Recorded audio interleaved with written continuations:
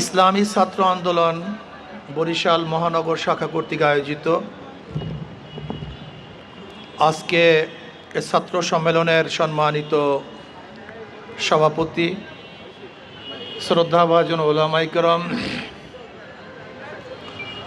সর্বস্তরের ইসলাম প্রিয় দেশপ্রেমিক ভাইয়েরা আমার, আপনারা দীর্ঘক্ষণ পর্যন্ত বক্তব্য শুনেছেন।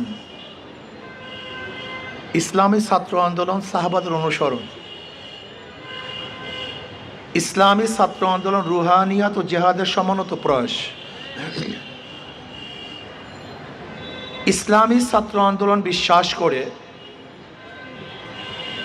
নিজেকে পরিবর্তনের বাহিরে সমাজকে পরিবর্তন করা সম্ভব না। এর জন্য ইসলামী ছাত্র আন্দোলন প্রথম ছাত্রদেরকে গঠন করে এই গঠনকৃত ছাত্রদের মাধ্যমে সমাজকে গঠন করতে চায়। ইসলামী ছাত্র আন্দোলনের বহুত কর্মসূচি আছে, ব্যক্তিকে পরিপাটি করার কর্মসূচি আছে, আত্মশুদ্ধি করার কর্মসূচি আছে,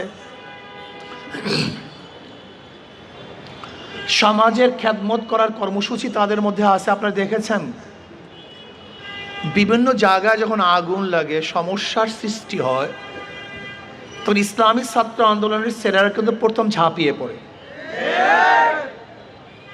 এর মানে হলো সমাজকে গঠন করার কর্মসূচি তাদের মধ্যে আগের থেকেই আছে। ইসলামী ছাত্র আন্দোলন বিশ্বাস করে নিজেকে গঠন করার বাহিরে যদি সমাজ গঠন করতে চাই, এটা সম্ভবই না। মাঝি যদি নৌকা চালানো না শিক্ষা করে গভীর ঢেউয়ের মধ্যে যাত্রী নিয়ে রওনা করে, তাহলে যাত্রীও শেষ, মাঝিও শেষ। আজকে সমাজের অবস্থা এরকম কেন? আমাদের সমাজের অবস্থা তো খারাপের হওয়ার কারণটা কি? একদিনও কি চিন্তা করেছেন?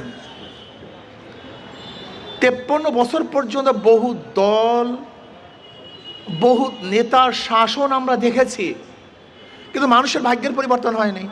আরে ভাই, আমি তো এই এলাকার মধ্যে কত চিল্লাইতেছি কবের থেকে, সেই কতবার বক্তৃতা করেছি এই এলাকার মধ্যে। সেই যখন দাড়ি ওঠে নাই তখন থেকে চিল্লানো শুরু করছে, আজকে দাড়ি পেকে গেছে। ওহি আলু কি তরকারি जो पहली थी स्वाब भी है। যেই আলু তরকারি সেই আলু তরকারি কোনো পরিবর্তন নেই। আজকে আমাদের সমাজের অবস্থা এরকম কেন? আমি একটা উদাহরণ দিই।